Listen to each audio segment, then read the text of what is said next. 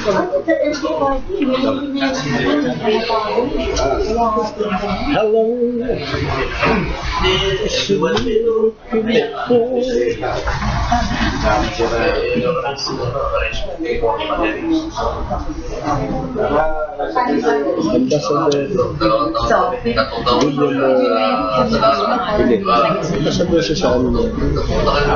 Nakagusi siguro yan.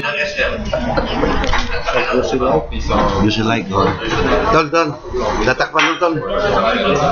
Ay, Tol pala. Di ba? Okay na. Okay na.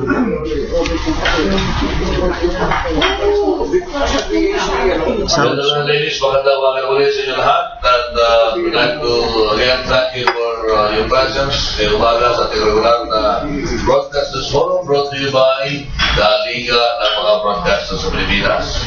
Ang fever ngayon ay Pope Fever, di ba? Yeah, mga lahat naghahanda para sa pagdating ni Papa Kiko or Lolo Francis. Dahil ito nga mga kapalit sa transport, pero yata po ang mas magandang issue na kanilang ilalabas para hindi naman tayo makumay sa puro araw-araw na balita patungkol kay Pope Francis. Take note sa linggo o sa 2 linggo na ang pinag-uusapan ay si Pope Francis, no? At sisimula yung event bukas until 19 Monday. Sana nga ay pagkatapos ng dalo ni Papa Kiko, maraming pagbabago tayo makikita. No? Kasi walang pagbabago, wala rin silbi yung kanya pagpunta rito. No? Anyway, sa alpo ni Chairman Mike, mukhang ko ba nakikita si Chairman Mike, ha? Dumating ka? Sabi darating daw ngayon. Si Chairman Mike, nanggaling sa isang buwang bakasyon from Amerika. Ayun lang. Ayun, okay. At bakasyon magpapanakalian niyo. Wala pa. Kapag may mga natitira pang mga tulisar, from Canada at Amerika, doon sila nanggaling. Anyway, salamat sa ating mga bisita ngayong umaga. At kahit na very busy ang lahat, nandito at nakapakasama natin today. Well, meron tayong bagong bisita maliban sa masuki natin na kilala niyo na lahat. Ating pong bisita mula doon sa dulo, isa pong ambassador for Goodwill. United Nations Goodwill Ambassador, Ambassador Gion Villamor Junay. Good morning, Ambassador. Bumati muna sa mga kasama natin sa Broadcasters Forum. This is a regular forum. We are into our 6th year now, at ito ay covered by the members of the Trimedia. Thank you for joining us. My pleasure po. Magandang umaga po sa lahat. Maayong buntag sa tanang mga Bisaya, maayong naaga sa atong katanan. Assalamualaikum to all Muslim brothers and sisters. Ito bang gone? Ano ba ito? Ilonggo na ba ito? O Italyano yung ano? Kung sa Bisaya po, ang gunet, kung basahin mo ng gunet, parang hawak yan. Pero kasama po na pinahaluan tayo ng Francis na pagkatao, so gunet po yan. Ayun. So Mestizo, Ilonggo, Bisaya po. Kaya hindi niyo po ako mabibenta. Thank you, Ambassador. At mabuti naman at natalino ako. Pagka mag-aaway-aaway mga taga-transport dito, may kasama kami po pang-pacify. Ambassador. Speaking of danger, we'd like to welcome back our chairman. Mike Gabe. Nangamoy Canada at saka Amerika pa. So, ayos na panangalian. Baka may natitira pang dolyar, makapagpanahalian mamaya. Chairman Mike, welcome back. Thank you. At siyempre, bisita rin natin yung umaga. First time dito sa ating forum. Ang chairman, chairman ng Office of Transport Cooperatives, si Chairman Melchor Kayabyak. Boss, buwan ka muna. So, magandang umaga sa mga kapatid natin sa media. Maraming salamat Lakay sa pagkakaimbita sa amin. At least, mabigyan kami ng oportunidad din na pakilala yung aming opisina. At the same time, ay at least mailahat din namin yung aming mga programa para sa mga transport cooperatives bilang isang alternatiba ng mga maliliit nating operator and drivers. Yes, sir. Thank you. May mga masusunod si Chairman Gabriel sa LTFRB. Sila din inibitahan natin ng LTFRB, si Chairman Nahines, hindi makakating, pero nangako ipadadala yung kanyang spokesperson, si Attorney May Ann Salada. Okay? Ito dalawang kasama natin dito sa transport, mga transport leaders, kilala na ninyo. Tapos ito ng away, ha? Si Efren Luna. Maraming salamat Lakay at sa mga suki nating magagaling na mga reporter. Maraming salamat po at balat-balat na naman tayo. Of course, Ayan Seni, Marana, Mayor. Good morning, Happy New Year sa inyong lahat. Diba? Kasi di pa naman tapos malayo pa yung January 31. Happy New Year po sa lahat ng mga media natin dito. Sa punang aming mga kasama, Magulaki Ambassador, Sir ng Kooperatiba, sa aking kasama si Ka Efren. Sana ho maging magandang araw natin ngayon. Pero ang amin mong pagtayo dito ay para sa kapakanan po talaga. Yung katotohanan. Gawin natin 2015, puro katotohanan, hindi pambubola. Good morning.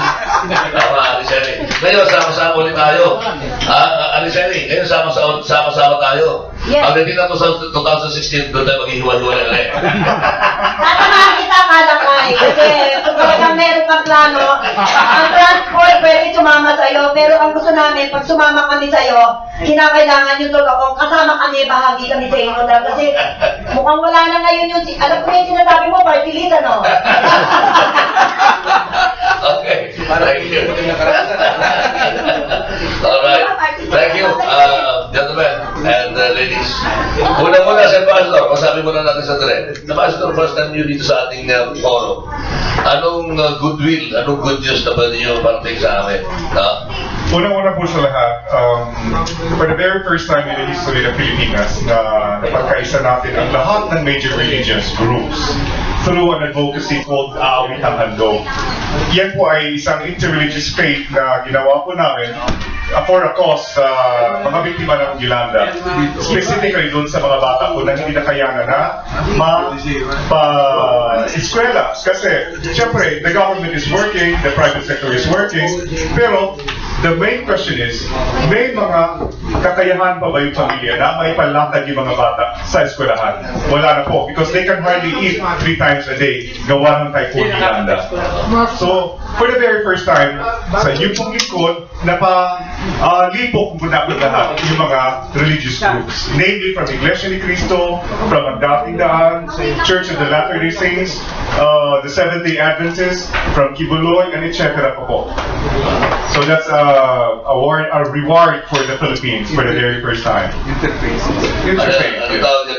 Ecumenism ba? Ano tawag dyan? Evangelical. Even we one, even we have diverse interpretations of the Holy Scriptures, ano ba? Well, exactly. But the point is the promoting peace through cultural diversity. Kasama na po yung religious sectors doon. Okay. Kaya, gentlemen, ladies, meron yung specific questions kay Abato. Yan na ninyo. The meantime, yung iba siguro, hindi ba nakakarinig na meron tayong tinatawag ng transport cooperatives? May mga transport cooperatives ba sa inyo? May member din ako mga... Tingnan natin. Si Chairman Beltrán Cayabyab. Konting briefer lang sa kahalagahan ng mga tinatawag ng transport cooperatives, Chairman Beltrán. Magandang umaga po ulit. Ang OTC po ay isang attached agency ng Department of Transportation Communication sa ilalim ng road transport sector nito. So kasama ko na dyan ang LTO, LTFRB, Regulatory Board at ang OTC. Basically, ang mandato namin ay mag-develop, mag-organize ng mga transport cooperatives sa bansa. Ang kasaysayan ng kooperatibang pasasakyan ay halos 40 years na. So sa ngayon meron po kami 500, almost 500 na mga transport cooperatives na nire-regulate at ina-assist sa buong bansa. Doon sa tinatawag natin 500 plus na yan, meron pa po ang 80,000 plus na member operators and drivers ang mga ito, na kung saan ay 39,000 plus na mga public utility vehicles ang nasa ilalim natin. For Metro Manila alone, halimbawa sa public utility vehicles, may 60,000 dito sa Metro Manila ang umiikot na mga PUJ. 10% yan, or almost 6,000 mo yan, ay mga under transport cooperatives. So marami yung mga malalaking kooperatibang pansasakyan doon tayo dito sa Metro Manila. So kasama ko nga ho, yung Sport Secretary ng Community Transport Service Cooperatives, na kung saan ay 221 yung kanilang mga tumatakbo sasakyan ng mga jeepney from Valenzuela to Manila. So yan mo yung mga malalaki ho namin mga... ang programa namin ngayon, in-align doon sa programa ng gobyerno ng modernization. Kasi dahil kailangan i-modernize ito at meron tayong Cleaner Act, so tumutulong kami na makaagapan itong mga transport cooperatives doon sa kanilang repleting program, halimbawa sa mga UP Express, which is meron mong UP Express repleting program ngayon, tayo with Land Bank Fishing Corporation at iba pa. Ang kabuuan no, inihanda namin itong mga kooperatibang pansasakyan na ito. So nandito pala yung aking classmate si Peter. Okay. Inihanda ho namin yung mga kooperatibang pansasakyan na makaagapay doon sa hamon ng panahon. So marami yung pagbabagong magaganap sa transport sector. Una, yung repleting program. So tinutulungan namin na makalapit sa mga iba't ibang financial institution itong mga kooperatibang pansasakyan nang sakay makapagbago sila ng sasakyan. Ikalawa, papasok din yung sinasabing service contracting set. So in which may mga area dito sa Metro Manila na mapipace out yung mga public utility vehicles natin. Ang tanong ngayon, ano ang kasiguruhan na itong mga maliit na operator na ito ay hindi maagrabyado at the same time makagiging bahagi ng public transport consortium na magiging bahagi po ng programa ng gobyerno. Hindi kasi kung pwede siya yung nakagawian na natin na ngayon set up na hindi ho nagbabago itong mga ito. At ang isang alternatiba sa tingin namin para makagapay ay sa pamagitan ng pagkukooperatibang pansasakyan. Yung basic na tanong, pagka-cooperatiba lahat ng mga transport Mas makikishare ito. Sige na. mas standardized na ba pamasahe? Mas mabago na ba pamasahe? Sa ngayon sir, hindi. Pare-parehas kasi ang nagtatakda naman kasi ng pamasahe. Kaya so, sumusunod ho sa yung mga kooperatibang pansasakyan. Ang maganda lang sir, kasi kung kooperatibang pansasakyan... Basic na beneficio, di ba? Kasi tatawin ko kay Efrem maya at saka kay Aliceli. Kung gusto nilang maging kooperatiba. Ako sir, marami sila dagpas sa transport operation, pati yung pagninegosyo. Kasi ang konsepto naman ng pagkukooperatiba, pagsasama-sama ng mga maliliit na rekurso na kung yung isang member operator lang ay may ganitong klaseng pera, 10,000 pesos, walang matilong negosyo pwedeng pagsindan. Pero yung 10,000 pesos na pinagsama-sama sa isang daang katao, malaki-laking halaga. Na kung saan, pag pinagsama-sama sila, nakapagtatayo sila ng iba pang programa. Diba, marami kami mga transport cooperative na may sariling gasolinahan. So, negosyo na nila yung gasolinahan, may rebates pa mismo sa mga miyembro. So, malaking bagay yun. Sa dulo, nakakatanggap din sila ng dividendo at mas malaki, mas mabilis yung pag-unlad. Okay. Yes, sir. Kaya ba, kaya na nakakalisya niya, matanong ko lang kayo natungkol sa kooperatiba. Naisip niyo na ba kung magtayo rin ng kooperatiba? At ano sa tingin niyo, na pwede niyo maging beneficio kung magiging kooperatiba kayo? Ang number one ay ang mga kooperatiba ay parang semi-government yan eh. Under ng Office of the President yan eh. At nakikita natin, may mga ilan kasi na ang kabutihan dito sa kooperatiba kasi yung sinasabi na pagtatayo ng kooperatiba ay hindi naman nanggaling ang budget doon sa part ng kanilang organisasyon. Kundi nanggaling din doon sa part na mamanage lamang sila pero pera rin ng isang asosasyon. Hindi naman nanggaling sa kanila yun eh. Sila lamang ang nagtuturo kung ano yung pambuhayan ng ano sila. Tuturuan nila kung paano nakakaulat. Pero yung part na tinatawag natin na budget ay hindi nagmumula sa kanila yan. Kundi sa sariling sikap din ng organisasyon na nag-organize lamang sila. Kaya sa amin, sa hanay namin, ay ang amin ay nabanggit nga natin yung mga modernization ng pagbabago ng transportasyon sa atin ay nakaplano na kami dyan. Katulad ng UB Express, ang kapag ka nag-load ka sa bangko ay napakataas, 25,000 per month. Pero sa amin, sa Acto, ay meron kami na 650 a day na, wala pang 19,000 a month para nakakabayad. Meron kami boundary hulog, nakapagpaaral kami ng mga anak ng mga tsuper. At dito naman sa mga jeep, may mga plano na kami kung sakaling ipipace out, may nakabantay na rin kami. Yung Euro 4, para lumalabas kung ano man yung programa ng government, ay yan ay binabantayan na namin para ginagawa na kagad namin ang solusyon. Yan yung kabutihan naman dito sa amin. Ang problema naman sa gobyerno, pag pumunta ka sa ahensya ng gobyerno, parang putang na loob mo pa yung pagpunta mo sa kanya. Yan yung nagiging sistema. Kaya nga nung sinabi namin, nung pindace out yung AUP Express, lumalapad yung 13 years old. Ang sabi natin, 13 taon mo kaming pinakinabangan, hindi na kami nabilang sa walang hanap buhay. 3 pamilya na bubuhay sa isang sasakyan. Kaya sasabihin mo, tatanggalin mo kami. Ano ba ang inaplano mo? Pwede mo ba kami pautangin ng aming sasakyan? Ang sabi nila, wala na sila ipapautang kasi kami nang naghahanap ng sasakyan. Ang kailangan na lamang namin, yung dropping and substitution, maging mabilis. Yun yung amin doon. Kaya lumalabas ngayon ay ang nasakit sa government, halos wala na silang ginagawa. Yung dokumento at obligasyon na lamang ng papeles ang aming hinihingi, ay nahihirapan pa sila ng pagkakong proseso. Yun ang problema natin. Tumutulong na ang mamamayan, ang pribado, pero ang gobyerno hindi naman tumutulong. Mamaya siya iiyak na siguro pagdating ni Doc Pong Ramirez dito, Doc Pong. At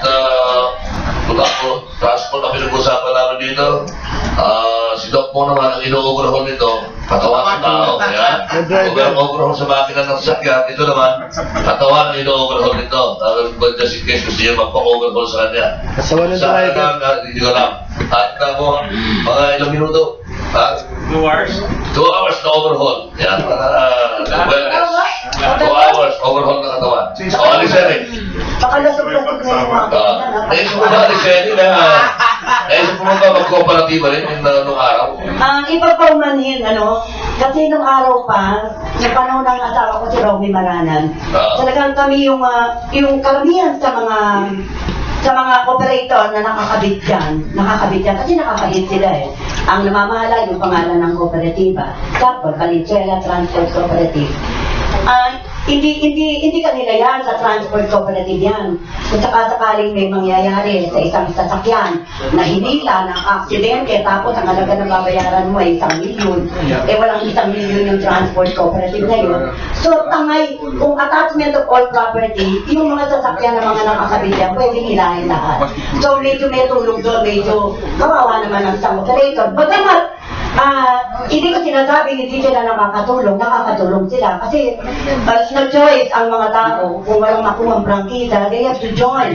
Ang nakakatakot lang po dyan kumisan, sana po nabago na. Pagkat kayo yung nakita ko ngayong bagong mukha. Sana nabago na yung ginagawang kapag hindi nakabayad ng isang operator ng monthly sa inyo, ay dinadrop na lang bigla yung unit. Nakatanga ngayon yung operator, wala na pala siyang franchise. Yan. Kaya hindi kami makabayad yan. At sa amin, sa kanila ang sasakyan nila, tulungan lang namin sila bilang leader pagkat sumakit sila sa PEDUDA. So yun yung tulong na magagawa namin. Kung ano man ang problema, ipagtanggol talaga sila ng walang anumang any commitment na tungkol na ang jeep ay magiging amin. Katulad yung ginagawa po namin ngayon, hindi namin kinukontra yung Egypt. Gusto ko lang maging malinaw po yung Egypt. Hindi namin kinukontra pagkat darating sa amin na merong lugar na pwede namin lagyan ng Egypt. Hindi po lahat ng buong Metro Manila ay pwedeng Egypt. Katulad na Maynila, hindi pwede ang Egypt, dapat yan Euro 4. Kasi wag lang di umulan dyan At ulan lang hindi naman bagyo, ulan lang. Bahala ang Maynila. So ano mangyayari doon sa Egypt? Kaya lang hindi pa ho namin pinupustro, pinag-aaralan pa ho namin, dahil nakita namin, within 5 kilometers o 3 kilometers na tinatakbo ng Egypt, namamatay na po yung baterya. The problem, ano mangyayari ngayon? Ano dapat gawin? Nakita namin na kawawa naman yung operator, magkano po ang isang baterya ng Egypt, 50,000. Yan ho yun. Ngayon, nakakaawa yung mga, ayaw namin ipustro muna, dahil nakakaawa ang isang operator na, hayaan mo kumuha ng Egypt, nagbigay ng pondo, ng pera nila, tapos bigla palang mamamatay itong Egypt na ito. So dapat, pag-isipan munang maigi bago ipustro. Ngayon, nandyan na yan. Nangyari na yung tungkol dyan sa, yan yung kinokontra namin na nasasaktan kami sa ginawa ng DOTC. Pagkat nung una, si Secretary Abaya, sabi niya, Ayaw niya ng dagdag ng unit, ayaw niya ng bagong franchise. So, pinagpatuloy niya yung saradong prangkisa. Pumayag kami, pero minsan nagsasabi namin merong mga fly-by-night na tinatawag na ibibigay ng ibang direktor sa iba-ibang lugar. Hindi lang naman dito sa NCR o sa Central nangyayari. Meron po talaga sa iba.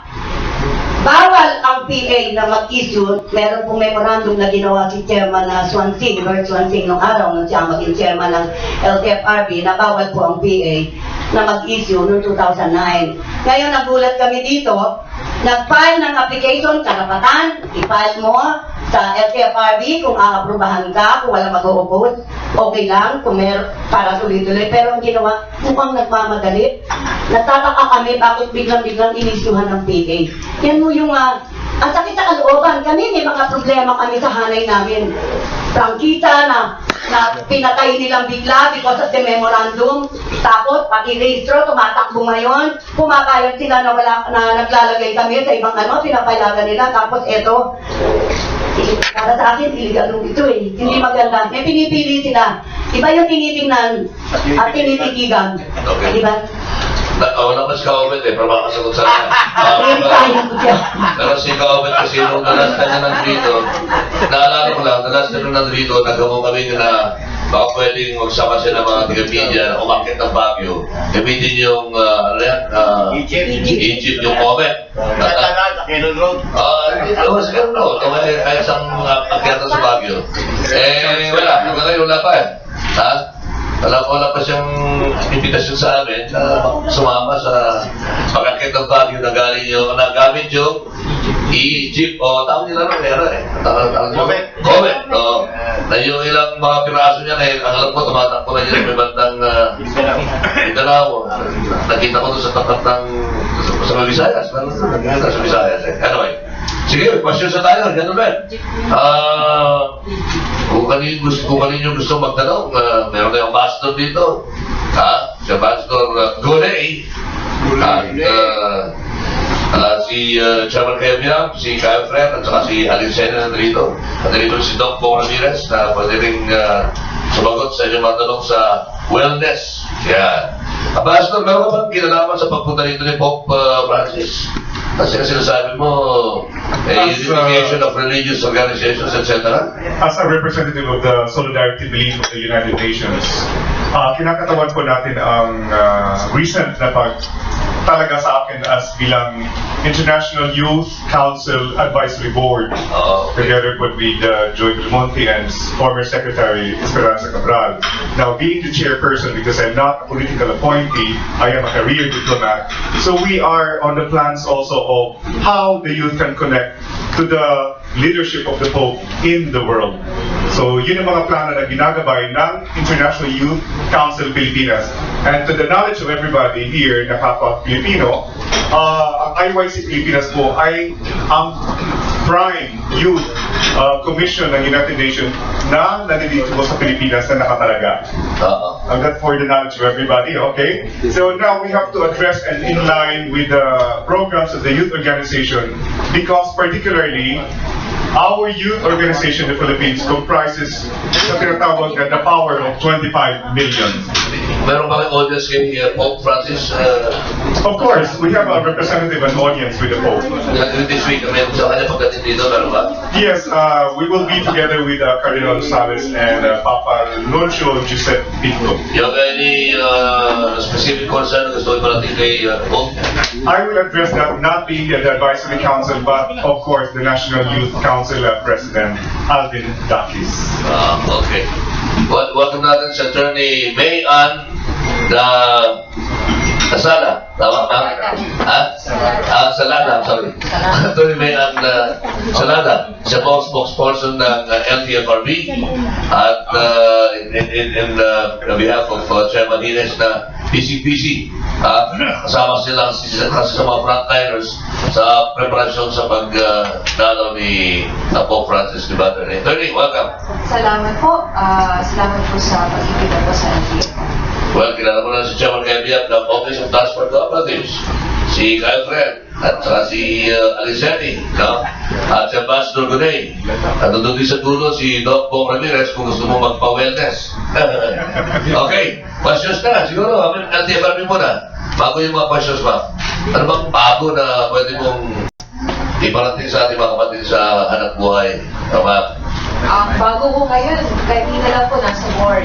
Okay. Nag-hearing sa petition for fare reduction nationwide. Fare reduction nationwide. Tapos yung regular course namin, yung mga accidente kanina, din. Meron din kaming nagpasinaaya ni si Chairman sa launching ng PRP project dyan sa Mexico, sa Osmeña Highway. So, meron din nilunsad na EGP.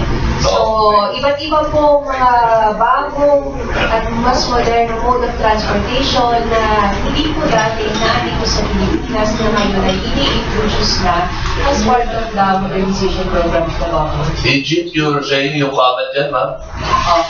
Yung comment, kanina lang? Kanina lang yung nilaunch? Hindi po, ilang araw na po yun. Yun po yung kinapasyon na Aliceni at saka ni Kaya Friend. Yun yun. Bakit na nagbigay kayo ng prangkisa? Sarado naman ang prangkisa sa Metro Manila. Ano po yun, hindi po kami pa nagbibigay. Yung DOTC ay nag-open po ng ruta doon sa area. Sa Kamaling. For EGP. Ito po ay subject naman po kasi yung moratorium po namin, bawal kami sa PUJ, PUP, taxi, except for vehicles na alternative fuel, EGP is alternative fuel doon. At merong bas-bas po yun kasi nagpalabas po ng memorandum ang DOTC para po masimula na po yung pag-i-introduce ng EGP sa Pilipinas. Bago yung reaction itong dalawang pakinagawa natin. Yung reduction na sinasabi niyo ba, magiging 7 pesos ba yun? 7 pesos? Yun po ay meron na pong decision, 7 pesos po na yun. Yun po ay Temporary. nagkaroon na po bagong desisyon sa Western Visayas at Ibandang Cebu. Dati ang fare nila is 7.50, ngayon is 7 pesos na. And 90 centavos for every succeeding kilometers. Ano siya, mag-react ka na ba? Ikaw natin dyan sa tabi niya. Tungkol sa e-comment. Ako tatanong? Hindi, katulad nga niyan, sinagot niya na, paano ba tatanungin? Bakit nag-issue ng PA? Kasi uso sa DOTC, wala talaga na mga, kumbaga sa ano, sumusunod lang sila. Di ang DOTC pala may tinititigan, may tinitignan, para kasa nito, kasi hindi maganda kasi ang daming, katulad ngayon, excuse me po, nabalitaan ko si Obet, nag-file ng 50 centavos reduction, gagawin 7. Ba't di niya gagawin? Kasi lahat ng gusto niyang kunin sa DOTC, nakukuha niya. Sige, paano yung ibigay namin sa'yo? Ibinigay. Ayan, bagamat hindi pa, kasi yung 7 pesos na sinasabi, na narinig namin na nagbigay, siyempre, nagtataka ang NCR, nagtataka Metro Manila, na akala nila, yung 7 sa Visaya, 7 din dito sa Maynila. Madaming tumatawag, tinatanong, 7 na ba kayo? Hindi pa po. Paghihiringan pa yan. Idadahan pa sa tamang proseso yan. At siyempre, gusto ko rin parinig-uling kay Atty. Maan na titigan ninyo yung taas ng presyo ng baterya, ng gulong, ng spare part, yung taas yung motor oil. Ang jeep, buwan-buwan, nag-change oil yan. 7 hanggang 8 litro ang ginagamit niyan na ginagamit sa change oil. Pero yung presyo nyon, hindi na pupuna ng lahat. Puro tayo nakatisip sa crudo. Pero yung motor oil, titigan naman natin. Patayo ang operator dyan.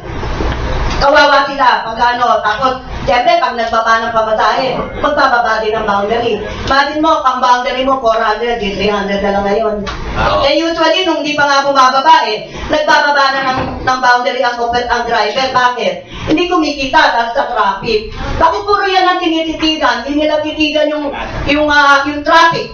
Kasi walang ginawa yung mga nakatayong enforcement, mapa-local, mapa-national, puro yung kotong, pera. Alam mo kung tititigan lang, baka mamaya papatay kami nito, kung sigaw kami ng sigaw, pinapatay na nga lahat yung leader Siguro, ewan ko, anong rason kung bakit pinapatay. Lumalaban siguro, pero anong gagawin nyo? Tagapagtanggol kami ng mga maliliit na super at operator na walang kakayanan lumapit at magsalita para sa kanilang kapakanan. It's only the leader. Pero sana, yung leader naman natatayo, Pag hindi mo kaya ipagtanggol ang iyong kasapian, at ang iniisip mo, hindi ka nagtatanong sa grupo mo, dapat mag-resign ka na lang. Huwag ka nang maging leader. Magsarili ka na lang. Mahirap na rin pagmula rito eh, napag-uusapan. Ako question, pero ng reaction si Chairman Kebia. Actually, sir, reaction lang din kay Kase ni Maranan. Una, Ma'am Mali, yung nag-apply sa Egypt ngayon ay under accredited sa amin as transport cooperative, yung GETSCO. Oo, GETSCO.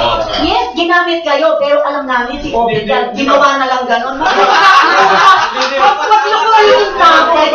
Pamilinaw lang din muna natin yung proseso, Mama, kasi hiwalay na entity ito, which is GETSCO. May sarili board of directors, accredited sa registered sa CDA, accredited sa OCC. Ngayon, nilinaw natin, Ma'am, yung usapin ng sinasabi ng batas ni attorney. Malinaw, may moratorium at hanggang ngayon ay may moratorium. Ang sinasabi, pero sa ilalim din ng circular na ito, ang sinasabi, exempted kung gumagamit ka ng alternative fuel bilang bahagi ng pagtataguin natin ng mas malinis na hangin. Opo, which is tama. Pero may kulatilya pa rin dito, subject sa RFC, sa route measured capacity. Ngayon, kung lumabas mismo doon sa ilaprayang ruta at lumabas sa mismong pag-aaral na may pangangailangan dito ng sasakyan, kung pwedeng ibigay ito ng DOTC, which is siya nag-i-issue ngayon, hindi pa sa usapin na kung merong tinitigan o hindi. Kung hindi, ito rin naman kasi yung itinatadhana ng batas. Kaya ang hiling ko nga halimbawa kay Ma'am Sel Maranan, meron namang January 22 na public hearing na pinatawag. Mag-present po tayo ng ating oposisyon at malinaw, batas na batas. Kaysa simpleng magsasalita ho tayo na simpleng may tinititigan ho. Kilala ko sa Secretary Jun Abaya personal, hindi ho ito magbibigay ng konsepto na tinatawag nating may pagtingin o may pagkiling. Malinaw, ma'am. Ako, simple ma'am, kasi kahit ano man, meron ho kayong pagkakataon sa public hearing. Nakita ko yung notice, January 22, mag-present mo tayo ng opposition. Huwag mo simpleng sasabihin ho natin na lalagkapan mo natin ang emosyon na merong kinitilingan nang wala pa naman hong sapat na batayan. Umayon mo tayo sa kung anong provision ng batas at sa rules and regulation. Yun lang po ang binindi namin. Teka. Andre, bago mag-break, yung pinag-usapan ng tinitigan, si Doc Bong, isigit ko lang, si Doc Bong Ramirez, ayaw niyang palinawin ang mga lumalagong mga mata. Pagkita ng wellness. Pagkita ng wellness. Gusto niyo luminaw ang pagtitig ninyo. At yung mga nalalagong mga paningin pag-pandinig, pwede rin niyang palakasin ang iyong mga pandinig. Alisin eh. Question sa tayo at magsagot ka ulit? Hindi, gusto kong sagutin yung sinasabi ni Mr. Cooperative. Yung sinasabi niya tungkol sa DOTC na may batas na kung mag-alternative fuel, hindi ka ng franchise. Tama. Pero may kulitilya dito sa loob na yun na magbibigay ka kung walang tatamaan na bus at jeep na tumatakbo dyan. Pero may tinamaan eh. Nandyan ang UP Ikot, nandyan ang UP Katipunan, nandyan yung ibang prangkisa na meron pa tinamaan dyan. Kaya, hindi tama. Kaya nasasabi kong may tinitignan at may tinititigan. Iba yung tinitignan sa tinititigan. May sigurasyon ulit, bago tayo magbukas ng questions. Hindi ma'am, ang sinasabi hindi ko may tatamaan eh. Ang sinasabi, depende sa pangangailangan ng lugar kung meron pa bang option at viable at may pangangailangan na magdagdag ng sasakyan. Ngayon may scientific formula ho doon sa computation. Ngayon kung sasabihin mo natin na hindi kailangan mo dyan, mag-present din mo tayo ng scientific computation natin para sabihin natin na hindi nga kailangan. Ako yun naman ho kiling ko eh.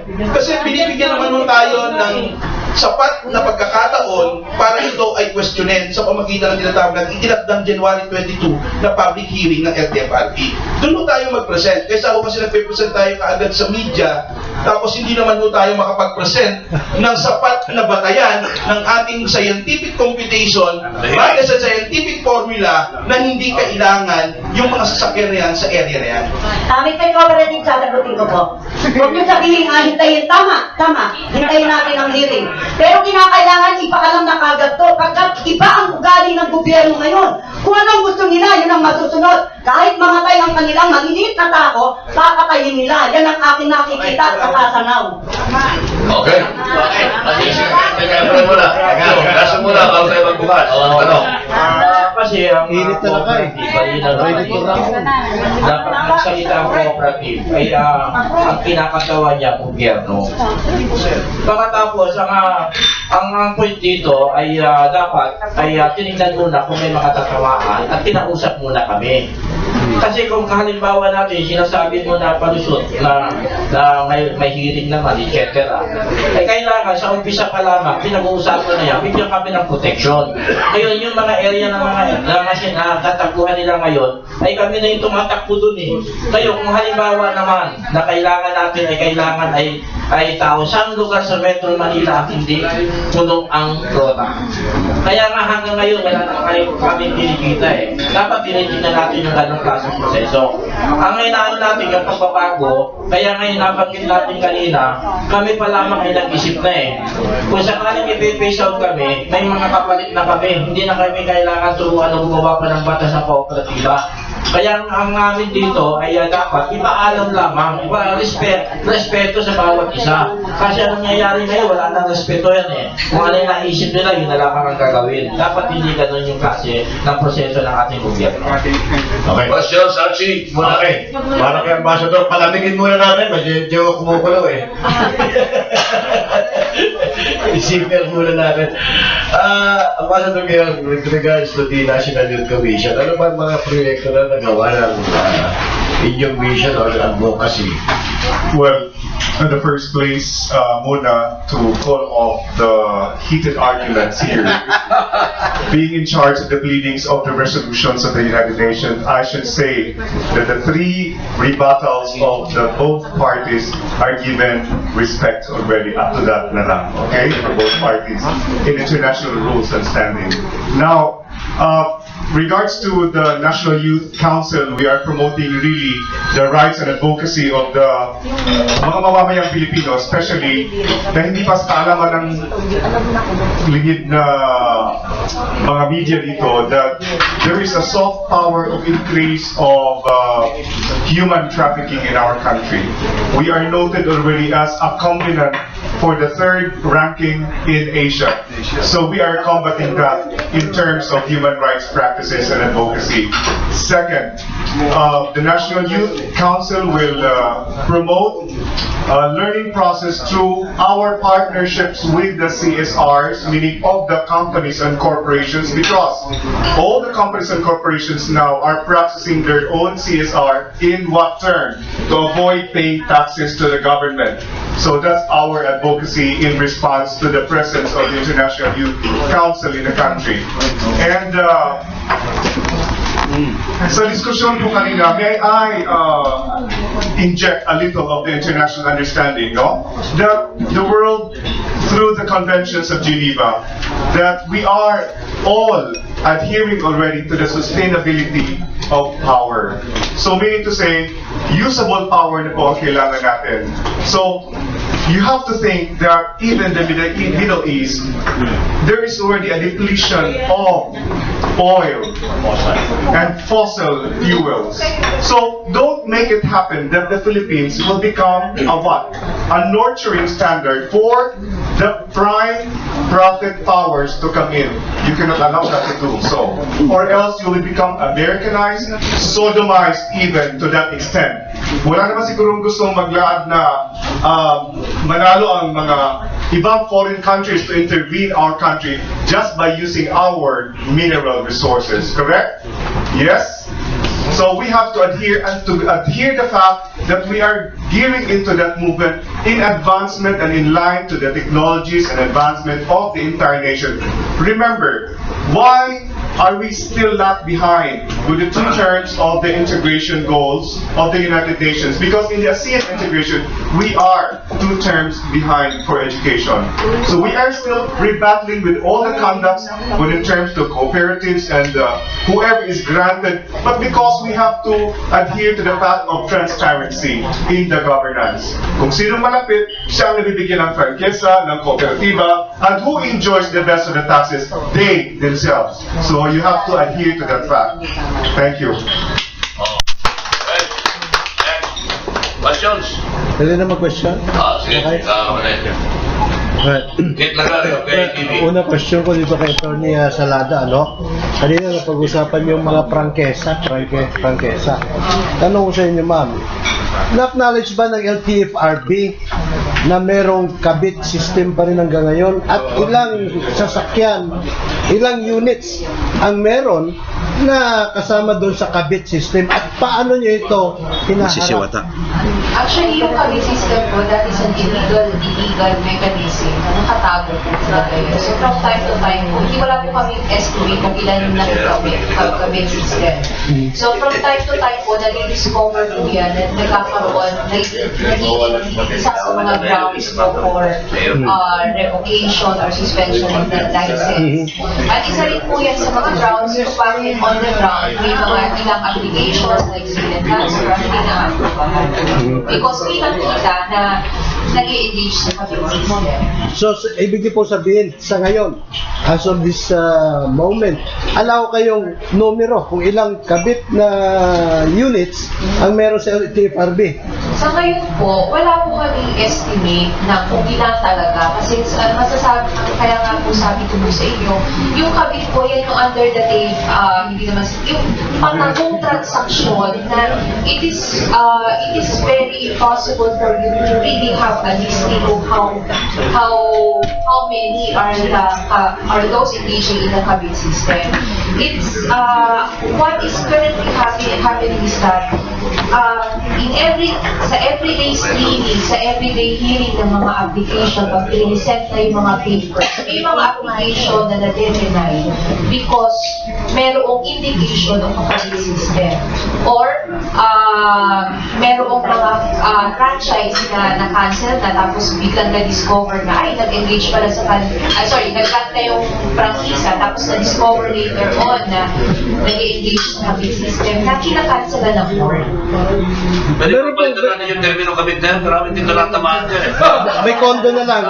Anyway, follow-up question na lang kaya mo. Anyway, may school of thought na ang ugat ng samutsaring kaguluhan sa transport sector ay yung hindi natin gagamitin ng kabit. Ano ba ginagamit pagka ini-English yan? Ha? Sa dokumento mo, ginagamit? Concubine.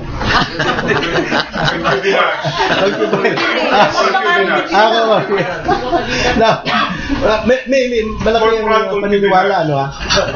Na yun ang ugat ng pagkagulo sa transport sector. Ngayon, sa mga board meeting po ba ng LTFRB na pag-uusapan ito at binabalak ba, may balak ba na gawa ng paraan ito? Kasi kung gusto nila talaga malaman, nandun na mismo sa LTFRB ang nakakaalam kung sino-sino yung mga yan. Kung gusto talaga ninyo. Actually po, iyan po ay naka-in-place na po yung pag-discover kung sinasabi po natin kabit system. Part integrated na po yan sa araw-araw na trabaho. Yan po talaga yung trabaho ng LTFRB para ma-discover at ma-cancela yung prangkisa if necessary. Kasi yan po kabit system. Misrepresentation po yan, which is a ground for the cancellation of the franchise. Ang ugat po bakit, so far as franchise is concerned, kung bakit parang nagkakagulo yung transportations na marami nag-misrepresent. May mga tao nag-misrepresent. At meron din mga tao hindi nag-comply na process regulations. At yun po ay araw-araw, day in, day out na integrated sa trabaho ng mga LTFRB na mag-discover. Kaya nga po may hearing po kaming process. In the past 5 years of Aquino administration, do you have any numbers kung ilang kabit prangkesa ang natanggal niya? Well, meron po kaming mga, kaya po sinabi ko sa inyo kanina, wala po talaga kaming numbers na dinadenay na lang po head-on doon sa hearing for subject to the recommendation of the board na denied na yung application. Meron naman na like may isang case doon sa toxic chemical spray. Kinansila yung prangkisa because upon scrutiny ng board, nakita na yung actual operator na ngayon ay iba doon sa operator of the board. Thank you, ma'am. Thank you. Hi.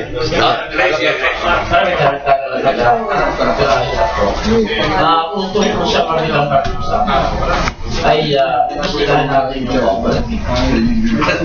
Kasi yung cooperative kasi, ay alam mo, yung cooperative, pangalan lang yun eh.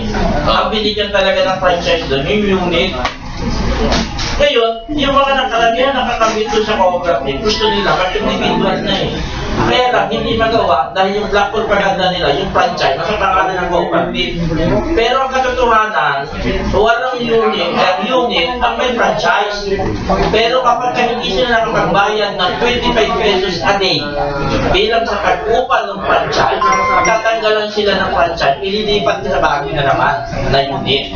Kaya doon, yun yung dapat doon, tanungin natin yung original na may-ari ng sasakyan kung gusto talaga sa cooperative. Kaya dapat gumawa yung gobyerno ng isang pamamaraan na ipamigay na ng individual yan. Kasi kung minsan, maglo-loan yung isang cooperative, pero ang co-maker nila, collateral nila ay yung mga ORCR, yung mga unit. Yung nag-loan sila ng mga unit ng araw, di ba ayaw na sila pautangin halos ng bangko, dahil ang lumalabas, ang sinangla pala nila, nalilagay sa bangko, yung mga ORCR. Kasi kapag nakakabit ka sa kooperatiba, yung ORCR nung may-ari ng unit ay nasa kanilang jurisdiction.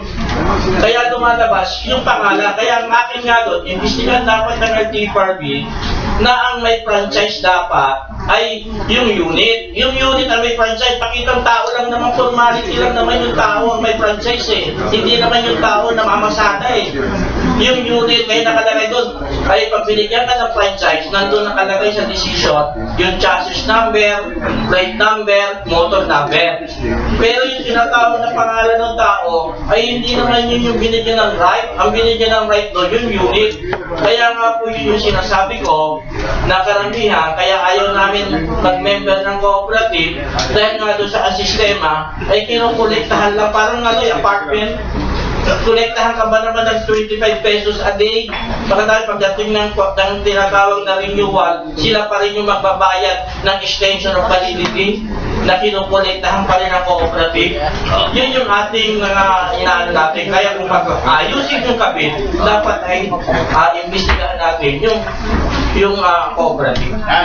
Reaction muna kay Chairman Kevia bago ang tanong ni Grace kasi ng UNTV. Yes sir, hindi na lang din natin yung sinasabi ni Ka-Efren de Luna. Una, yung konsepto ng kabit system ay mayroong misrepresentation. Ibig sabihin, may patagong transaksyon at hindi maliwanag. Yung lahat ng prangkisa na in-applyan ng mga transport cooperatives ay hindi maituturing sa kanyang konsepto ng misrepresentation. Kasi in the very first place, ang nag-apply ng prangkisa ay ang mismong kooperatiba. Ang nag-consolidate ng mismong prangkisa ng mga individual na prangkisa na ito ay sa ngalan ng kooperatiba. So yun ho din yung malinaw. At itong kooperatibang binabanggit ni Ka-Efren de Luna, ito ho ay mga CDA registered na kooperatiba, minamanduhan ng CDA, sinusupervise ng OTC. So wala hong misrepresentation na nagaganap. Ngayon, regarding ho doon sa sinasabi ni Ka-Efren de Luna na isang mekanismo na sinasabi niyang kabit system, yung mga karamihan ng mga prangkisa na ito, ang pagmamayari ay co-op. Pero dahil nga ho, wala namang capacity yung co-op na i-provide yung tinatawag nating mga public utility vehicles na ito, sa loob ng mahabang panahon, ang mga may-ari pa rin ng mga public utility vehicles na ito ay mga individual operator member sa loob ng kooperatiba. Which is, sa pagpasok ng Aquino administration, itinatama. Kaya nga nung pumasok din ho kami, ang naging policy, sinusunod ho namin ito na tinatagda ng CDA ng Philippine Cooperative Code 2008, which is Republic Act 9520. Sa Republic Act 9520, nire-required na ng bawat kooperatiba sa ngayon na transport cooperatives ay may minimum requirement ng pagmamayari sa sasakyan. So halimbawa ho, yung Bloomington Transport Service Cooperative, bago ho ako pumasok sa OTC, wala ho yung pagmamayari sa sariling sasakyan. Ngayon, in the name of the co-op, meron na silang 6. Which is ang requirement ng batas sa kanila ay 5. Tatapatin ko rin ho kayo. Nagpagawa na rin ako ng pag-aaral kasi ito naman din ho ang atas na diretsyon na dapat tinataha ko ng tuwid na daan. Sa 31,000 na public utility vehicles na mayroon ho tayo ngayon, sa data ng December 31, 2014 data, sa 31,000 na yun, sir, eksakto yung data, 404 lang ang pagmamay-ari ng kooperatiba. 1.6% lang ito ng kabuuang public utility vehicles under the name of the cooperatives.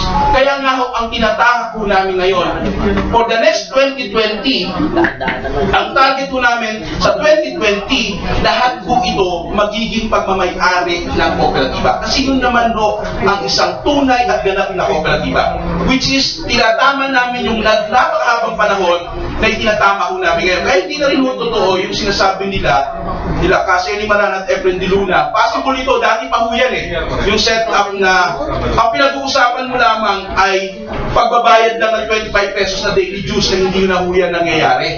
Kasi ngayon, nire-require namin na bawat member operator and member driver ng bawat kooperatiba ay siguradong mayroong share capital sa loob ng kooperatiba, which is itinatakda ko ng Philippine Cooperative Code of 2008. Medyo mahirap po yung proseso ng pagbabago kasi baka hindi na rin updated si Efren de Luna at si Caseni Marana sa usapin ng pagkooperatiba, pero ito ho yung tinatahak po namin sa ngalan ng pagtahak sa tuwid na daan at ang biyaya ng pagtataguyod ng biyaya ng tuwid na daan ay pakinabangan ng transport sector. Siguro sa ating mga transport leaders, gumawa tayo ng seminar on cooperative division, di ba? Kasi sinasabi ni Chairman dito, may marami ng pagbabago sa pagko-kooperatiba. Si Grace at si Chairman at si Fernand, doon sa tuloy. Para po dun sa mga transport operators, ma'am, sa tingin nyo, kailan ba dapat ibaba yung pamasahe? Kung saan masasabi nyo nakabawi na kayo dun sa mga gastos to before o hindi dapat ibaba or itaas? Sa ngayon ho, kung ano nyo, yung baba, kung natatandaan yung pamasahe namin, regular 8 pesos and 50 centavos. Pero biglang nagdeklara si Chairman Hines ng LTFRB na ibaba ng piso. Parang PA yun, di ba? Maghihiring pa, pero pinapakinabangan na ng mga tao. Sa parting yon, sa piso, na paghihiringan ngayon, wala po kami complaint dyan. Pagkat nakita naman talaga ng mga super, kasi hindi naman basta kami nag-file inaalam mo rin ang consensus ng mga driver. Nakita naman talaga nila at nakita rin namin bilang leader na talaga naman bumababa ang presyo ng crudo. So, no question asked yan. No question asked. Paghiringan lang yan, matutupad yan. Magkakaroon na ng parang desisyon yan na talagang 750 na ang pamasahe. Maliban doon sa ngayon nabalitaan namin na nag-file naman ngayon ang Pasang Mazda ng reduction of 50 centavos, medyo hintay rin namin ang hearing yan, dyan na po kami medyo, kaya nga sinasabi ko, daanin namin sa tamang proseso. Pagkat alam ko naman ang LTFRB ay hindi basta kung nag-file ay ibababa agad, pagkat tititigan din nila ang halaga ng presyo ng spare parts, baterya, gulong, at yung tinatawag na mga motor oil, dapat tignan nila yan. Yung mga paninda ng pamilya bayan na binibili rin namin, sako rin naman itong mga super na ito na bumibili niyan. Hindi naman yan mayayaman na super na kailangan, huwag titigan yun. At isa palit ng operator, mangyayari po yan. Medyo kontra po kami doon. Kasi sa ngayon, kahit bumaba na ang presyo ng crudo, 750 is enough para sa amin, sa nakikita namin, upang makagapay lang to sa buhay ng isang super na lumalabas sa kalye ng mula umaga ng alas 4 hanggang alas 12 ng gabi. Lumalabas. Siguro dapat ang tunang pansin dito ay itong traffic natin, talagang dito tumuon. At nakikita talaga nila, sino ba talaga itong mga enforcer na ito na sinalat lokal na mga enforcer na walang ginawa talaga kundi patayin ang mga super. Kami ang milking cow ng lahat Maski yung pollution na tinatawag, malalayo tayo, pollution. Ito, sinideklara namin, totoo ito. 200 bawat isang unit ang lagay namin sa iba't ibang lokal na pamahalaan. Kung 200, kung 10,000 ang that is 2 million naman ang makukuha ng isang lokal na pamahalaan. Ang tanong, pumapasok ba sa kaban ng lokal na pamahalaan? Hindi. This is in general, wala akong tinutumbok na ito, Manila o Quezon, basta buo kasi yan po yung nangyayari. At ang Makati lamang ang nagpahinto ng pagpapahuli sa amin ng pollution. Na yun yung ininalapit namin sa DILG kay Secretary Mar Rojas. na kung maaari magkaroon ng TRO ang tungkol sa panghuhuling yan. Bagamat may batas yan na dapat linisin natin ang pollution, maski ako, tinatamaan ako niyan sa kasalukuyan. Lahat ng tao tinatamaan dapat talaga, kaya nga modernization magpalit tayo ng ng mga makina natin o whatever, doon nung pumapasok yun, gusto naming malinis. Pero dapat, tigilan na muna ng lokal na pamahalaan lahat ang panghuli pagkat hindi naman talaga nalilinis Hindi naman nalilinis ang pollution. Dahil yung prudong ginagamit natin, tercera parte. Sa paglilinis ng crudo na yan, pag-refine yan, tercera parte ang ginagamit na usok ng puso. Kaya dapat kung tutusin, bakit di na lang natin gawin Euro 4? Kami pumapayag, ang mga operator pumapayag na mag-Euro 4 na lahat kung talagang kailangan, pagkat kailangan tignan natin ang kapakanan ng lahat ng mamamayan. Hindi lang ang super, hindi lang ang operator, kundi lahat. Tayong lahat ang dapat tignan dito. Buong Pilipinas to, pagkat talaga naman ang pusok na makikita natin hindi na pag yung dumarating, kundi pusok talaga. Yun yung sa aming konsepto. Kaya kung sa pamasahe po, balik tayo sa tanong mo, hintayin namin yung hearing kung kailan mag-hearing at saka ipapakita namin sa pakita ng transport ng mga kukontra dyan, ipapaliwanag kung bakit hindi dapat, kung bakit hanggang sa piso na lamang. Chairman Mike. May karagdagan na po, Mark. 1 minute na 1 minute. Number 1 ay yung katahiyan namin sa mga team. Pag hindi ka umawak ng manibela, wala kang kakainin. 13 oras kami namamasada. 3 pamilya ang nabubuhay sa bawat tingin. Ano? 3 pamilya? 3. Dalawa yung driver at isa yung operator. Kaya lumalabas. Ako, pamilya lang ng driver yun. Nagsasalimaan sila ng pasabahan. Kaya pagka yun,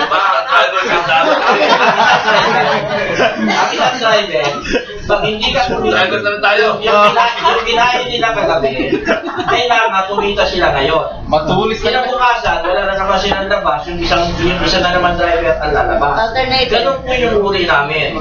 Karamihan ay wala pang binabayad, humihingi na ng saglit. Kadalasan ay nasa extremo, biglang tatalon, walang bayad. Kadalasan sa amin, ang sumasakay na pa lamang na trabaho, wala silang pera. Kaya ang binabayad nila sa amin, nakikiusap, 5 piso, kulang doon sa original na ibinibigay. Yun po yung katangian namin. Ngayon, ang lumalabas po dito, ay kailangan kapag nag-negosyo ka, tinitingnan mo ano yung mga expenses mo. Ngayon, hindi dapat ang patayan lamang natin, ang tinitingnan natin yung isa lamang level, katulad ng pagbaba ng presyo ng langis. Dapat hindi lang tayo nakakita doon. Kasi parang negosyante ka ano pa, kumikita ka pa ba? Ngayon, meron tayong iba na binabawas, direkta ng pagkarga ng crudo, may binabawas na tayo ng mga 10 o 20% doon sa total ng halaga ng diesel na kinakarga. At yun, bawas na yun.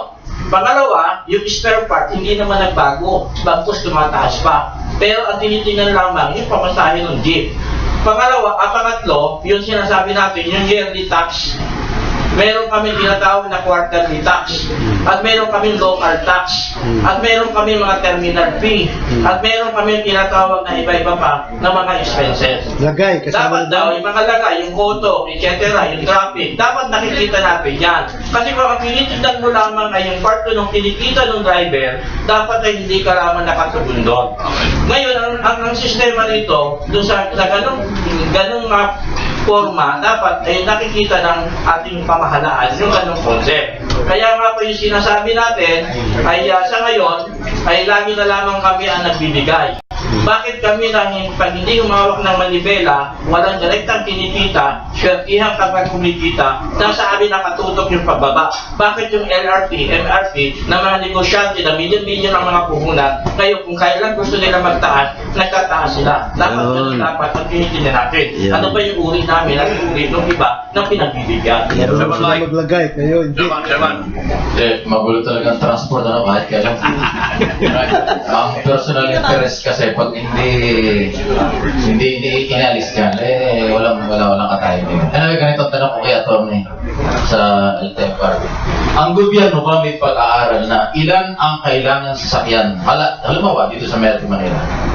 Kasi pag wala, dapat may limit Ito yung dami ng tao, ito yung lang ang sasakyan kailangan. Ngayon kasi parang wala. Sige ang sasakyan, sige ang tao, sobrang karambola. Dapat ang gobyerno may policy.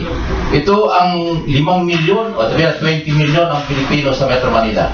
Dapat 2,000 sasakyan lang. Ang pag sumobra dyan, hindi na pwede. Wala ang gobyerno gano'n eh. Kaya ngayon, kabit-kabit, lahat ng kabit illegal, pero nagiging legal. So, attorney, kayo naman ay nandiyan sa gobyerno.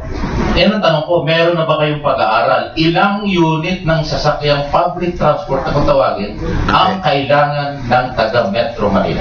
Kasi pag hindi po nyo alam yan, bandang huli, baka hindi na tayo gagalaw. Sobra na traffic. Sa base po doon sa structure po natin ngayon, sinasabi ko po yung demand, supply and demand. Yan po ay yung route measured capacity. Nasa ngayon po ay ang power po na yan, nasa DOTC, particularly DOTC planning. At base doon sa informasyon meron kami doon sa LTFRB, yung DOTC planning, meron silang World Bank study na ngayon ay kasalukuyang inilalatag at hindi pa binababa sa LTFRB ngayon kung ano yung direktiba kung paano nila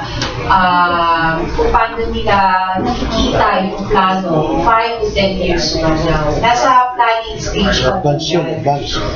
So sa tingin ko po, makakasagot po yung talagang ano po ba ang magiging direksyon, yung landscape ng Philippine land transportation, particularly sa Metro Manila. Ano yung foresight po? Yun po ay masasagot po ng mga taga-DOTC planning. In the meantime po, meron po order na in the meantime po, so far as LTFRB is concerned, meron ang direction is modernization at meron po order sa amin. May RMC na in-issue doon nga po doon sa electric jeeps. So, yun po yung aming susundin na sa LTFRB dahil kami po ay sumusunod sa plano ng DOTC. Well, ito nakakalangkot, tatapos na si Pinoy, nag-aaral ba tayo? Isang punto pa, sandali lang, isang issue pa.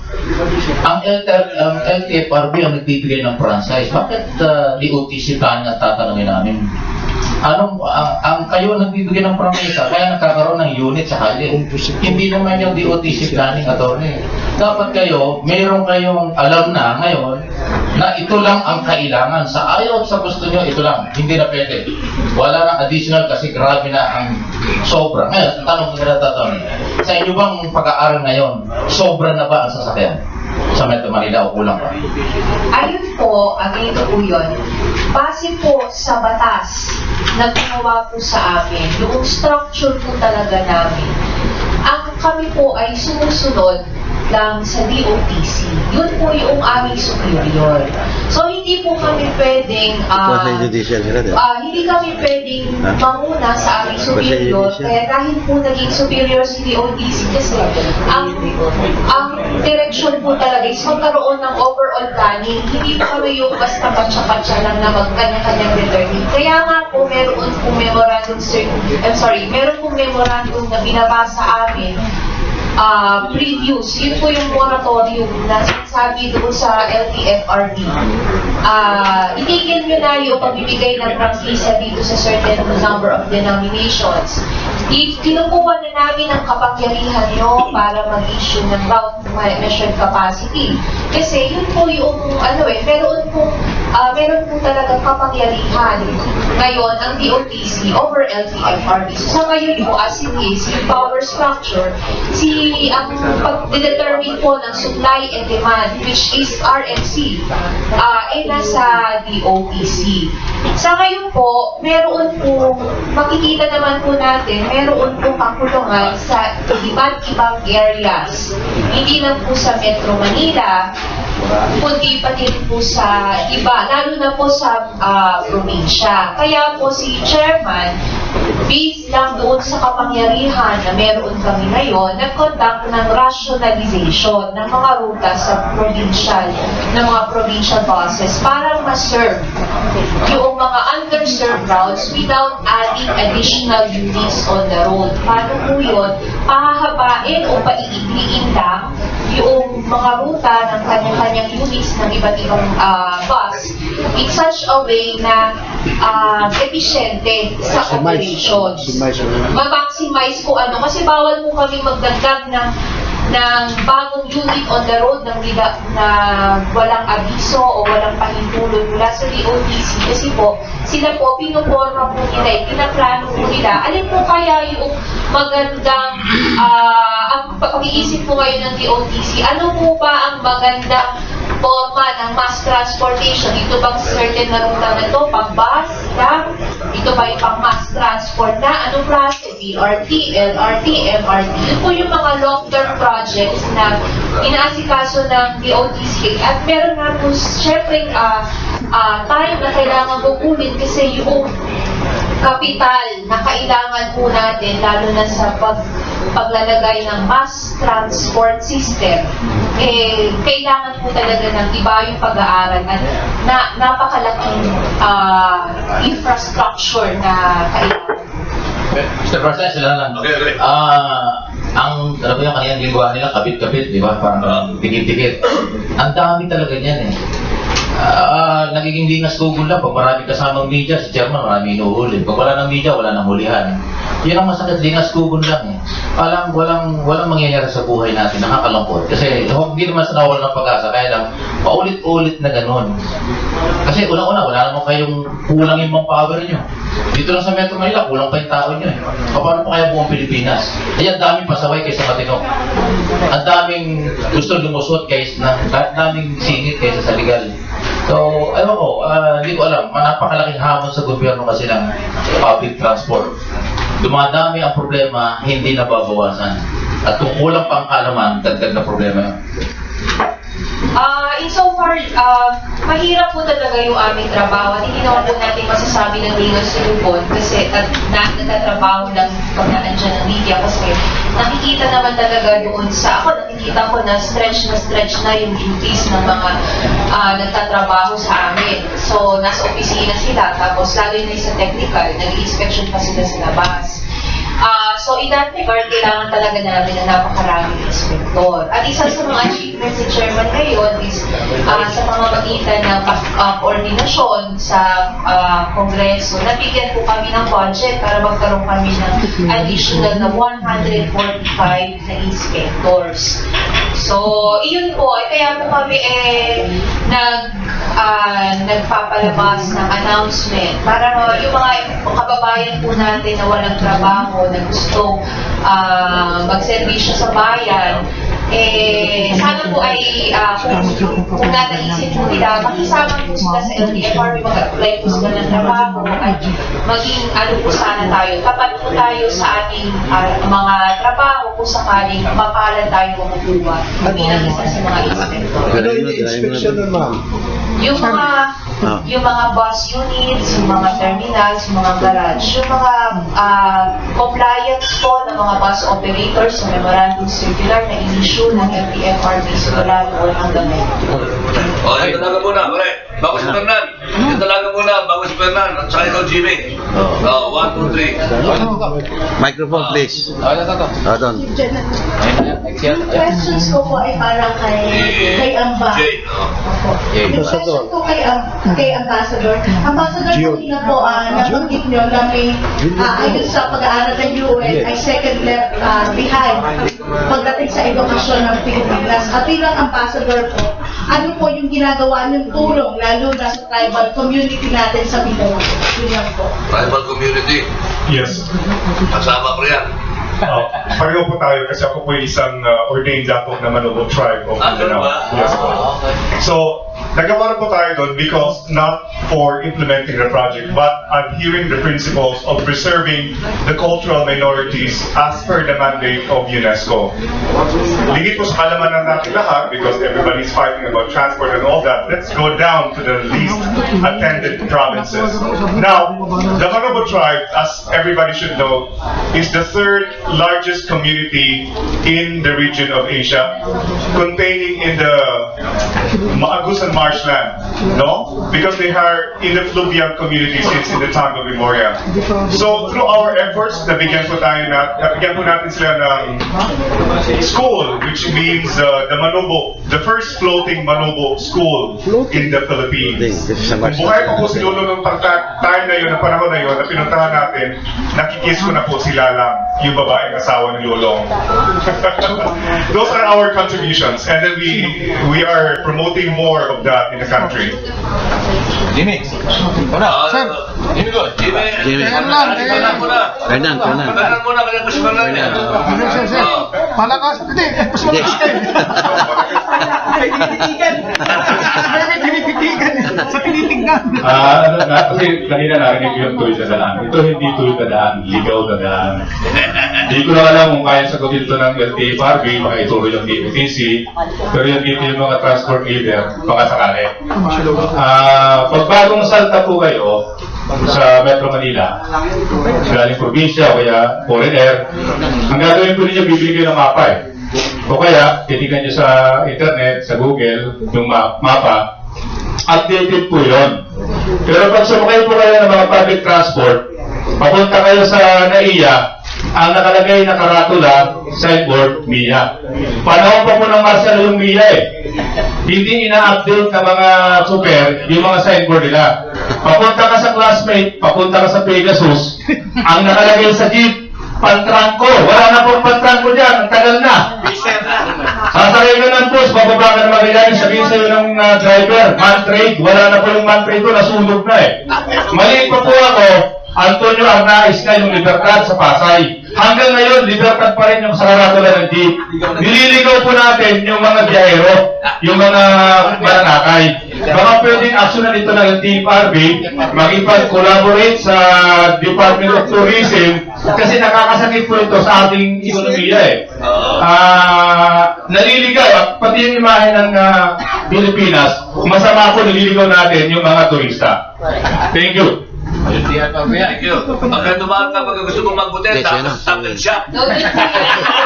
Wala na yun.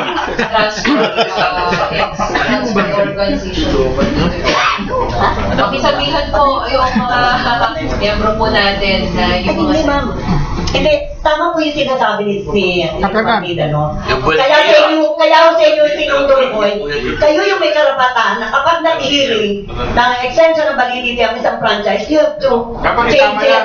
Kayo yung may kasalanan, siyempre kami, alam na naman lagay namin na iya. Pag nakita na ng huli yan, na iya, Mia yung nakalagay sa'yo, huliin ka out of line. Kaya ang may kasalanan pa rin po, kasi kayo pa rin. Kasi dapat talaga, yung kailangan magkaroon kayo ng good coordination with the local government. Yun nga yung binubulong ko sa inyo kanina, na eto kayo nagbibigay ng prangkisa, pero ang local government, bigla kaming i-reroute dahil inayos daw nila yung katakbo ng kanilang kalye para lumuwag. Tapos, ang gagawin naman ng local government, gagawa ng ordinansa na ang unang ginawa nila, 2.5. Ngayon, balita ko, gumagawa na ng 5,000. Jesus, Joseph Santa Maria, kaya dapat LTFRB pa rin ang ano. Pero ngayon, sabi nyo nga, hindi kayo makakakilos kung wala ang DOTC magbubutos. Kailangan DOTC pala na DOTC pukpukin namin. O kaya tanggalin na lang ang LTFRB kasi tagasunod na pala kayo eh. Dito na lang tayo lumakad para isang ahensya na lang yung dinalapitan natin na hindi magkagulo. Naman po magkagalit, Atty. Mahan. Kasi ganun mo talaga yung nakikita namin na parang pagdating ng oras na may mali, ito toss doon, o kaya kung kayo naman ang nagkamali, magkagalit kunyari yung DOTC. Pero ang totoo, siyempre di ba bago gawin ng isang bagay, pinag-uusapan muna. Okay. Yun. Jimmy. Pati yung counter reaction lang ako. Yun nga po, nagpapasalamat ako doon sa nagtanong. Fernan yung Berga. Dahil sa napakaganda para sa amin. Yan nga po yung sinasabi ko doon sa batas na ini-implement yung JAW. Kapag ikaw ay out of line, magbabayad ka ng 50,000. Kapag ikaw ay tinatawag ng ban, ang mabayaran mo 250,000. Ngayon, dito sa Maynila, saan ba kami na hindi kami out of line sa ngayon? Kasi kung ang franchise namin ay 15 years na, hindi naman nagkaroon ng pagbabago, naging establishment na yung area. Siyempre, lilipat kami dahil naging private property na yun, pupunta ka na sa kabilang kanto. Anong violation mo? Di out of line. Kaya nga pa nire-request namin dun sa LTFRB, ayusin muna ninyo kami bago magkaroon ng implementasyon. Katulad nga po na sinasabi natin sa JAW. Ang sinasabi ng JAW ay hindi rin nila kasama ang MMDA. Hindi nila kinikilala ang parte na tinatawag na local government. Kung sabihin naman ng MMDA na huwag mong gamitin yung mga signboard namin, yung mga tinatawag natin na mga signboard na mga sa traffic violation. Di ba po? Dapat doon, naglagay rin ang JAW kung saan kami pwede magbaba at magsakay. At dapat naglagay rin ng karatula ang JAW kung saan kami magbababat magsasakay ng tinatawag na mga may kapisanan. Dapat yun, dapat ang tinitingnan, hindi lamang dapat tinitingnan yung violation namin na babayaran namin. Dapat tinitingnan mo rin kung paano kami, para hindi mo kami hulihin, para sumunod kami sa JAW. Yun yung naging problema namin. Okay, magandang umaga po sa inyo lahat. Jimmy Mendoza po para mga disasya. Ikaw, kaya biyak. Yung EG po, di ba, nagkaroon kayo ng dry run ng last week mula North, alam ko, North, papuntang Luzon, Katipunan. Nagkaroon po kayo ng dry run dyan pinapag-over na ako nung nakaraan. So, ang tanong ko po, yung EG ba, close lang sa operatiba, wala ba ho kayong pwedeng i-offer, katulad kay Cassie Maranan, kay Efren Diluna, para sinasabi nyo sa matuwid na daan at ligtas kalikasan na rin tayo. So, kung meron man, siguro dapat isagutin ni ka Efren at ni ka Seni, sakali kong mag-offer ang kooperatiba ng Egypt para sa inyong grupo. Tatanggapin nyo ba ho? O ano atang third, pakisagot dito, magkano ba boundary neto at kung swelduhan ba yung mga driver at kung alin ang mas malaking kikita ba yung driver dito sa Egypt o kaysa doon sa boundary system? Okay. So, ilinaw ko, ang OTC po ay isang ahensya ng gobyerno na nagsusupervise at taga-accredit ng mga transport cooperatives. Yung binabanggit nyo na ay sila po ay gets co-op. Sila po ay accredited sa amin. So, it means yung kanilang yung kanilang mismong business na ay hindi ko alam po eksakto yung transaction nila dyan, sir. Doon sa second question, sir, exclusive ba ito sa mga kooperatiba lang? Definitely hindi, sir. Walang anumang batas o circular na nilalabas ang DOTC, ang LTFRB at maging kami na ito ay para lamang sa mga kooperatibang pasasakyan. Bukas po ito sa lahat, sir. Sa tingin ko, ang dapat kong sumagot po dyan is yung LTFRB kasi po, yung memorandum, yung kautosan, yung RMC ay pinagsampo sa LTFRB.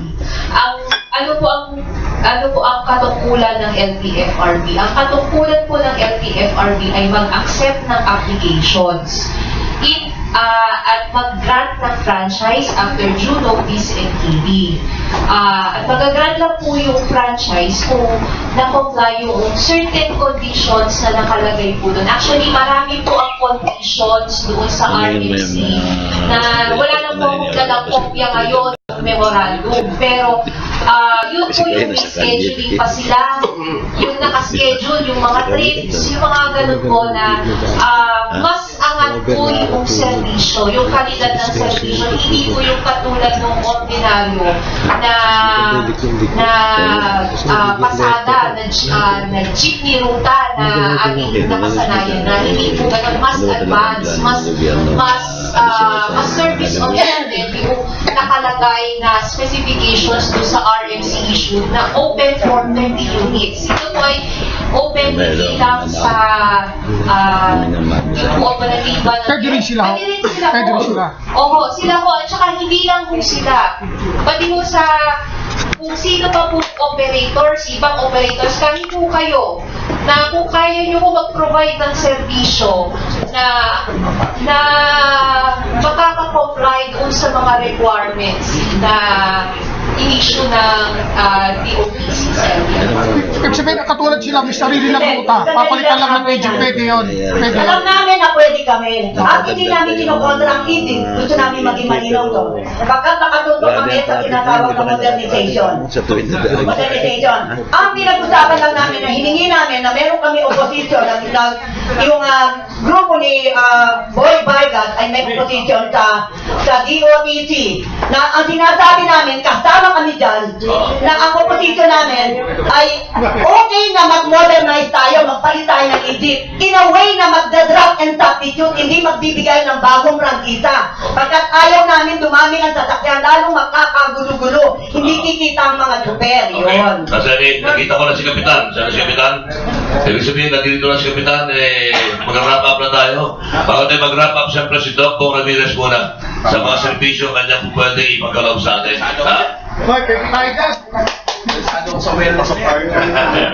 With all the stress and tension na na-encounter na sa daan, plus yung mga leaders natin na pinagtatanggol yung ating mga super, okay, you deserve to be relaxed. So, yung purpose po ng Job House of Zen sa Gentle House of Holistic and Wellness Center is to reduce stress and tension. Then they induce relaxation. When the body is relaxed, healing is possible. So healing will take place kapag relax po yung ating katawan. Remember, through emotional factor, pag madalas po tayo nagagalit, okay, yung vital organs po natin na liver, nadideplete po yung kanyang chi o yung tinatawag na enerhiya nito. Pag excited naman tayo, okay, yung chi channel po ng puso natin nag-i-scatter. Kaya usually nagkakaroon po tayo ng heart problem. Pag sobrang lungkot natin dahil hindi nag-grant po yung ating mga request, okay, yung lungs po natin ay nakakaroon ng tinatawag na depletion of energy. Kaya bawal po maging malungkot. No? Kapag natatakot tayo sa maging resulta ng mga sinasagot sa atin, yung ating kidney naman ay nagkakaroon ng tinatawag na chi channel na dideplete yun at nakakaroon tayo ng kidney problem. At higit sa lahat, kapag hindi na po tayo nakakatulog dahil po sa sobrang pag-alala, nag-create na po ng acid ng bituka natin na nagiging sanhi ng yan po ang tinatawag na mother ng lahat ng karamdaman. So, ang challenge ko po sa inyo, okay, at dahil lagi ko po ito dinidiscuss sa GMA, sa DCWD, tuwing alauna hanggang alas 3 po ng umaga, napaka-umaga po, no? Yung mga super nyo po ay madalas nakikinig sa amin at sila po yung suki namin sa gamutan. Lalong higit sila po yung exposed pollution, ay lagi pong blurred yung vision nila na naging cause po ng aksidente. Narito po kami para tanggalin po yung Pseudomonas aeruginosa sa mata nila para wala pong katarata, walang glaucoma, at malinis na mata, malaki pa ang kita. Right? At iwas aksidente. Okay, isang lecture na tayo kay Doc Bong Jesus Matrikulas nandito siya. No? Sinabagit ka na yung overhauling eh. Ba't ako isa rin sa naging recipient. So, masasabi ko doon sa overhauling ni Doc, ulala. May incomplete na kayo, isa lang ulan, Doc. Apa. Pagka hindi din-overhaul, may change oil eh. Yung sa inyo, wala eh. May tune up po ba kami? Sa kami kami tinatawag na break-in. Kasi yung iba po ng mga chopper na hindi na po masyadong tinatayuan, may procedures po kami yung body passion treatment. May pag wala na po siya, meron po kami solution. No? May body passion treatment po kami kasi sila po yung masyadong, di ba? Driver to, sweet lover eh. Kaya gusto ko mag-apply maging driver din eh. Kaya po, isa na kalakan po. Maririnig din po yan sa GNA, sa programa po si Dr. Virinyoso. Everyday po, nasa radyo din po ako. Anong side effect ng Bonifacio, ano yan, na treatment? Bonifacio treatment? The only side effect is no other than smiling too much. Okay. Kasi na-satisfied ka. Hindi ba front effect ang side effect yan? Kasama na yung front effect. Yan. Okay. Alright, So, with that, kami po ipagsamantalang magpapaalam na po at salamat na marami sa ating po mga bisita. Si Ambassador Corey, si Chairman Reabiag, of course, si Kayo Bradito at si Ariseni, Attorney thank you very much for joining us. Hanggang sa susunod na Huwebes, sa isa pang audition po